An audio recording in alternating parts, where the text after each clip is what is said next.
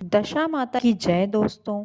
मैं पायल सैनी आपके अपने YouTube चैनल व्रत त्योहार उपाय में आप सभी का स्वागत करती हूँ। होली के 10वें दिन यानी चैत्र महीने के कृष्ण पक्ष की दशमी के दिन महिलाएं दशा माता का व्रत करती हैं और पूजा अर्चना करती हैं।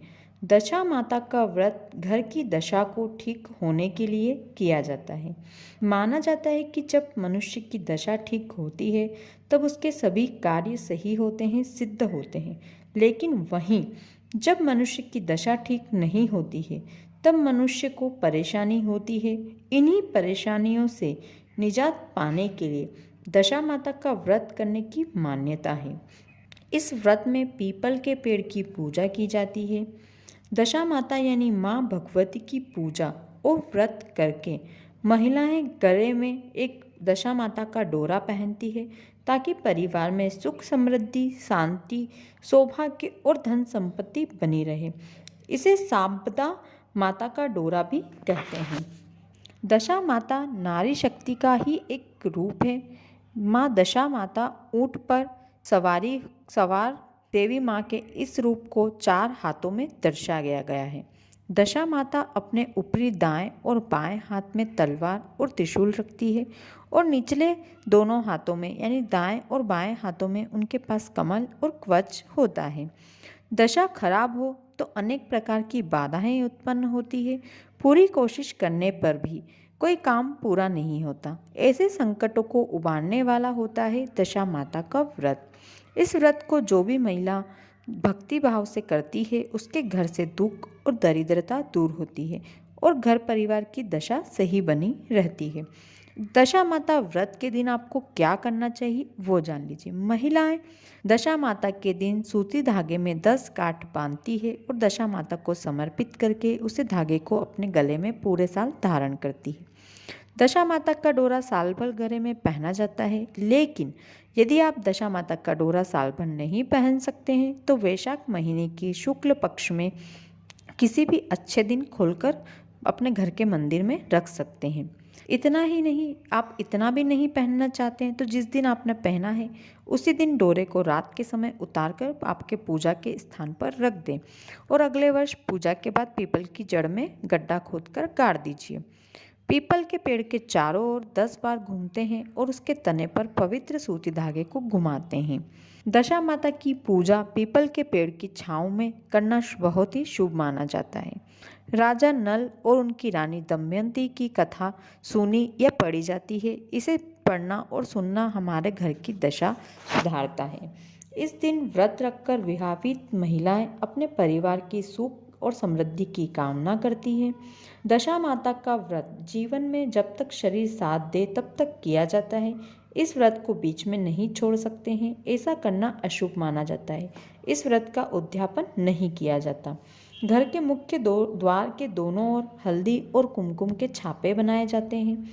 इस प्रकार महिलाएं अपने घर को बुराई और नकारात्मकता से बचाने के लिए देवी देवताओं से प्रार्थना करती है। दशा माता की पूजा के बाद व्रत खोला जाता है। इस दिन व्रती केवल एक ही प्रकार के अनाज का सेवन करती है और ज़्यादातर महिलाएं गेहूं का विकल्प चुनती है क्योंकि गेहूं इस दिन खाना बहुत शुभ माना जाता है। दशा माता के दिन आपको क्या नहीं करना चाहिए। दशा माता के दिन नमक का सेवन वर्जित होता है। दशा माता के दिन पैसे उधार नहीं देना चाहिए। यहाँ तक कि अपने घर की कोई वस्तु भी किसी को नहीं देना है और ना ही किसी से कोई वस्तु या पैसा मांगना है। इस दिन कोई नई वस्तुएं नहीं खरीदना चाहिए, यानी किसी भी कारणवश पैसे खर्च आपको नहीं करना है।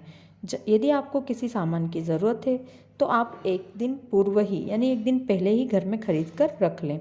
अब जानते हैं दशा माता की पूजा में आपको किन किन वस्तुओं की आवश्यकता होगी। दशा माता की पूजा सामग्री जान लीजिए। रोली, मौली, सुपारी, चावल, दीपक, नैवेद्य, धूप, अगरबत्ती, श्वेत धागा यानी दशा माता की वेर, हल्दी, मेहंदी, सिंदूर, काजल आदि श्रृंगार सामग्री जो भी आप समर्पित कर सकते हैं अपनी श्रद्धा अनुसार। एक नारियल, जल का कलश, भीगी हुई चने की दाल, हल्दी और कुमकुम घुला हुआ, छापे लगाने के लिए, माता के गहने, आटे में हल्दी मिलाकर गूंथ कर गहने बनाएं। सफ़ेद धागे में 10 गांठ लगाकर हल्दी में भिगो दें और फिर पूजा के बाद आपको इसे पहनना होता है। दशा माता की पूजन विधि जान लीजिए। सुबह जल्दी स्नान करके लाल रंग की साड़ी पहन लें और 16 श्रृंगार पूरा करें। अब अपनी पूजा की थैली तैयार करके पूजा के शुभ मुहूर्त के समय पीपल के पेड़ के नीचे जाएं। सबसे पहले पीपल की जड़ में जल समर्पित करें, फिर पेड़ पर स्वास्तिक बनाएं एवं मेहंदी, हल्दी और कुमकुम से 10-10 बिंदी आपको लगाना है। अब दिया प्रज्वलित करें, धूप या अगरबत्ती जो भी ले गए हैं उन्हें प्रज्वलित करें। अब सभी पूजन सामग्री एक एक करके चढ़ाएं। रोली, मोली, चावल, सुपारी, हल्दी, मेहंदी, काजल आदि जो भी आपके पास है सभी सामग्री एक एक करके आपको समर्पित करते जाना है। अब जो भी नैवेद्य या मीठा आप बनाकर ले गए हैं उसका भोग लगाएं। अब ब्लाउज पीस पर 10 रुपये दक्षिणा रखकर या फिर ज़्यादा भी आप रख सकते हैं, पीपल के पेड़ को समर्पित करें यानी दशा माता को समर्पित करें। अब अपने दशा के डोरे को पीपल के पेड़ पर जो कच्चा सूत लपेटा हुआ होता है उसमें से आपको 10 बार निकाल लेना है और पूजा के स्थान पर आपको अभी रख देना है जहां आप पूजा कर रहे हैं। फिर आपकी पूजा संपूर्ण होने के बाद आपको इस डोरे को पहनना है और आपका पिछले साल का दशा का डोरा पेड़ की जड़ में गड्ढा खोदकर वहां रख दीजिए। अब पीपल के पेड़ की 10 परिक्रमा करें। अपने हाथ में 10 अनाज के दाने रखें। हर परिक्रमा के साथ एक दाना पेड़ पर छोड़ते जाना है। अब आपके दशा के डोरे को गले में बांध लें। इसे फिर पूरे साल कभी ना उतारें। अगले वर्ष जब पुनः आप पूजा करेंगे तब इसे उतारकर नए धागे की पूजा करके उसे धारण करना होता है। अब अपने दोनों हाथ हल्दी में करके पीपल के पेड़ पर 10 छापे लगा दीजिए। इसी प्रकार आपको कुमकुम के भी 10 छापे लगाना है। पूजा के बाद पूजन स्थल पर ही आपको नल और दमयंती की कथा सुनना है। पूजा के बाद यदि कथा पंडित जी ने सुनाई है तो उनका आशीर्वाद लेकर उन्हें कुछ दक्षिणा आप प्रदान करें। पूजा संपन्न होने के बाद अपने घर आकर दरवाजे के आसपास दोनों ओर हल्दी और कुमकुम के 10-10 छापे आपको लगाना है।